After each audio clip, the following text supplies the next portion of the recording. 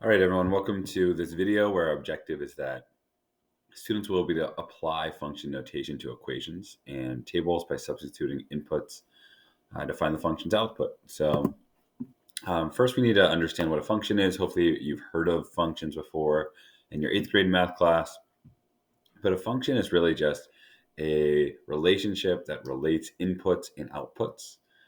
We've been learning about relationships already, but a function is a special type of relationship where each input has only one output and exactly one output. And we usually read functions like this. This is function notation. We usually have a name of the function, which is usually a variable. It could be a v, or sorry, it could be an f, a g, an h, a p, whatever. We have the input in parentheses, and we have the output on the other side of the equal sign. And so how would we read this? It's good to be able to read math correctly. We'd say the f of x is equal to x squared. The f of x is equal to x squared. And again, functions have special rules. It must work for every possible input, and it only has one relationship for each input value. All right. So those are functions. How do we use them? First, we're going to look at some equations. I'm going to go ahead and read this. The function h is given as the h of t equals negative 20 plus 11t. What is the h of 3? I have another question here. What is the h of 5? So we have this function right here, all right?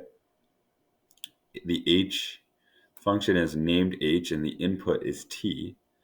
It says, what is the h of 3? Well, what that is asking me to do is input a 3 into the t's, all right? So now it's giving me my input. It's a 3. So all I have to do is rewrite this equation as the h of 3. So I'm replacing or substituting or plugging in a 3 into all the t's. I get negative 20 plus 11, parentheses, 3. So I plugged in a 3, and now I'm just going to solve this. 11 times 3 is 33. So I get negative 20 plus 33. The h of 3 equals negative 20 plus 33. Negative 20 plus 33 is 13. So the answer here is 13. When I input a 3 into this function, the function outputs a 13. I'm going to say that one more time because it's important. When we input a 3 into this function, the output is a 13. Okay? So now let's look at the next one. It says, what is the h of 5? Same thing. All I'm doing is plugging in a 5 to this function. So I can rewrite it as the h of 5 equals negative 20 plus 11 parentheses 5. So I substitute in the 5. 11 times 5 is 55. The h of 5 is equal to negative 20 plus 55. The h of 5 is equal to 35. What does this mean? When I input a 5 into this function, the function outputs a 35. All right. Pretty simple, not too difficult to use functions and equations. Now it's your turn to try it on your own. So go ahead and pause this video and begin. All right, hopefully you're unpausing and you already did it on your own. You're going to use me to check your answers.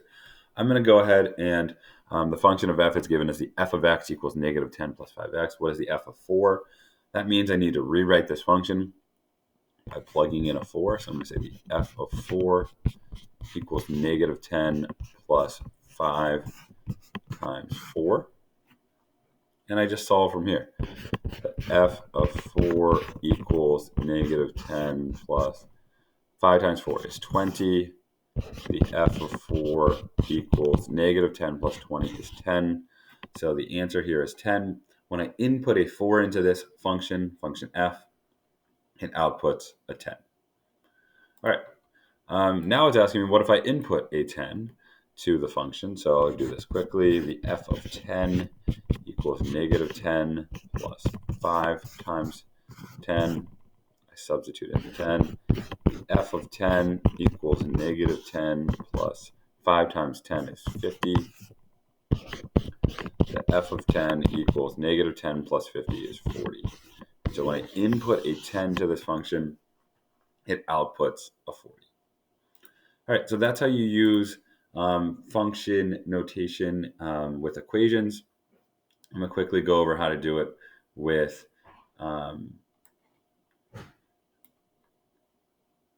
got to shrink myself. All right, I'm in the middle now. I'm going to quickly go over how to do it with graphs now. So it's saying, what is the g of negative 9? It's really asking me, what is the so what's the output? When I input negative 9 to this function, this graph over here, what is the output? Well, input is the x value, and the output is the y value. So I'm going to go to negative 9 on the x, and then I'm going to go up to the line, and I'm going to see what point am I at on the y-axis. So I shouldn't use blue. I'm going to go to negative 9 on the x-axis. What point am I at on the y? I'm at 1. Right here, I'm at 1 on the y. So if we input a negative 9 to this function, it outputs a 1. Next one, 4. I'm going to go to 4. And if I go up to the line, what is the y value at that time? It's 2. So the g of 4 is 2. What about the g of 0? So when I'm at the origin here, what's the y output? It's negative 2. Okay, so they're pretty straightforward. As long as you understand that x is the input, y is the output. So go ahead and try the you-do on your own. Go ahead and pause and get started. All right. We have the f of negative 4. So I'm going to go here. I'm just going over this quickly. Go over to the 3. The f of negative 4 is 3. I'm going to go to the f of 0. That's 2. And the f of 2 is also 2. All right. And so hopefully you got those answers correct. I went through that really quickly, but I think everyone should mostly get that. All right. This is where it gets a little bit more tricky. Now we're actually going to take these skills and apply them to the real world. And so I have a relationship between Oinky, the pig's weight, and the amount of days since he was born are shown in the graph. What is the meaning of the f of 4? So I don't want to just be able to solve these function questions. I want to say what they mean in the real world. So I'm going to go to 4, and I'm going to go up to my line, and it looks like the output is 8. So the f of 4 is equal to 8. But what does that mean in this situation? Well, it means on the 4th day,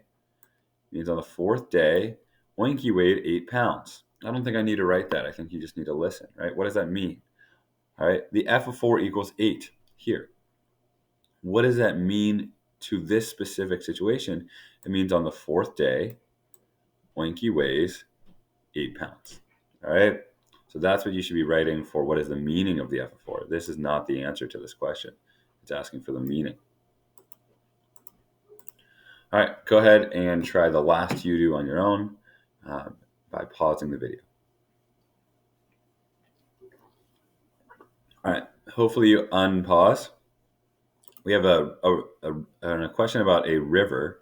The river water level over weeks, it looks like there's a drought because as the weeks go by, the river is losing water level. And so it says, what is the meaning of f of 10? So I go here, and I can see, what point are we at on the y? We're at 0. So on that last, so let me just write that. The f of 10 is 0. What does that mean that the f of 10 is 0? Well, it means on the 10th day, the river has a water level of 0. Or to say that more accurately, maybe, on the 10th day, the river is completely dried up. That's what that means. On the 10th day, the water level is 0. All right, y'all, that's it for this video. Hopefully you understood it. As always, if you have more questions, go find your teacher.